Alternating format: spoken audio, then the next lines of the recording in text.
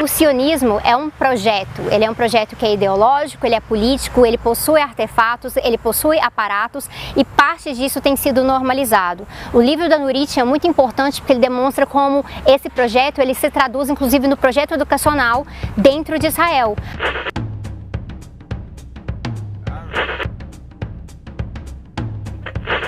Agora em 2019 nós fazemos 71 anos desde o Nakba, que é a catástrofe para os palestinos, quando muitos milhares de palestinos foram mortos ou expulsos das suas terras por conta da criação do Estado de Israel. Mesmo 71 anos depois, é muito relevante a gente estar discutindo a situação dos palestinos porque ela continua. Os palestinos vivem hoje ali naquela região, não contando a situação da diáspora espalhada pelo mundo inteiro, numa situação que é de apartheid, que é de segregação real, que é de muita violência, que é de apagamento e que é de uma realidade em que muitas pessoas podem achar que não há escapatória ali. Parte disso é justificada para o mundo através de um processo de falsificação histórica.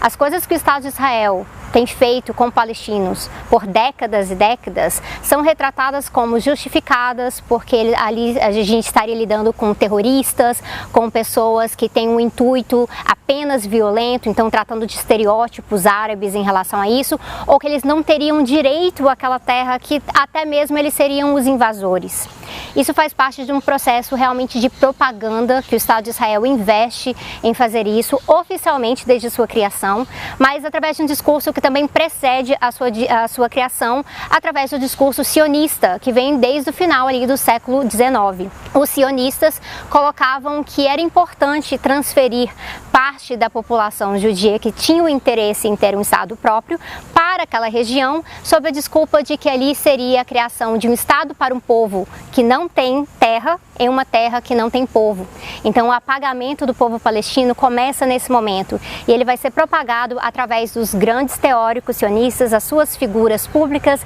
as suas lideranças, que depois virariam inclusive primeiros ministros e primeira-ministra também ali na região onde hoje é o Estado de Israel. Isso é algo que precisa ser tratado muito seriamente porque foi inclusive transferido para os livros didáticos dos israelenses, judeus ali naquela região, apagando a história dos palestinos que foram oprimidos por outros governos, outros estados anteriormente, um processo de colonização muito profundo. É como se, por exemplo, quando o Estado de Israel estivesse sendo criado num lugar vazio, que os palestinos que moravam naquela região escolheram ir embora. E aí eles teriam abandonado a sua casa. Inclusive há lugares em universidades israelenses que você pode olhar dentro da biblioteca e ali tem livros que foram retirados dessas casas de palestinos e são tratados como livros abandonados. As casas teriam sido abandonadas. Isso faz parte do processo de falsificação histórica.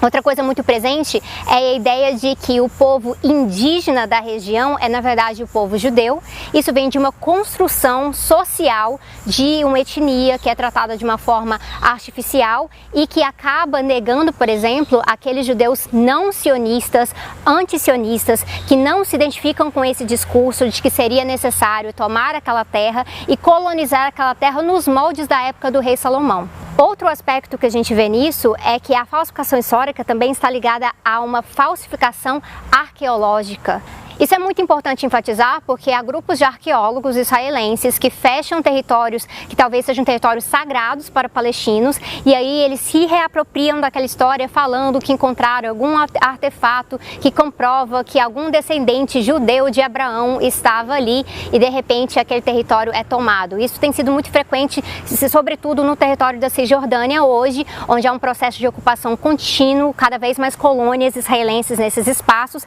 inclusive lado a lado onde morariam palestinos. Às vezes você encontra casos de os próprios soldados invadindo casas com famílias israelenses falando, não, essa casa na verdade era do meu tataravô, então agora você tem que mudar daqui. Eles tiram a família lá de dentro e mudam essa nova família para dentro e sobem a bandeira do Estado de Israel neste momento.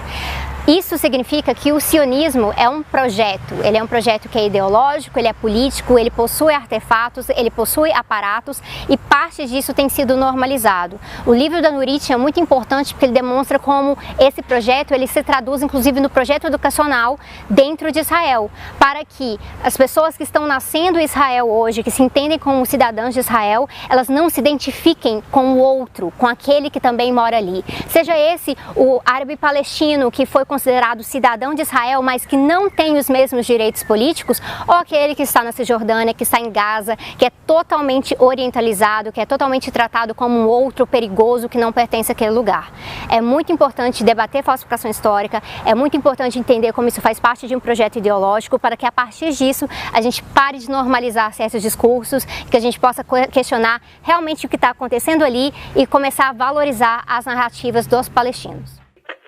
Se você não conhece muito sobre a história da Palestina, ou se você tem ouvido narrativas como aquela ideia de que há um conflito entre iguais e que eles precisam apenas se entender um pouco melhor, eu convido você a se inscrever no canal Tese 11, que é o canal que eu tenho aqui no YouTube, e neste canal eu tenho uma série chamada a série sobre a Palestina. Já tem 4 vídeos no ar, tem um 5º vídeo vindo por aí, em que eu explico todo esse contexto histórico, as formas de resistência que ocorrem por ali, como você pode se envolver um pouco mais também.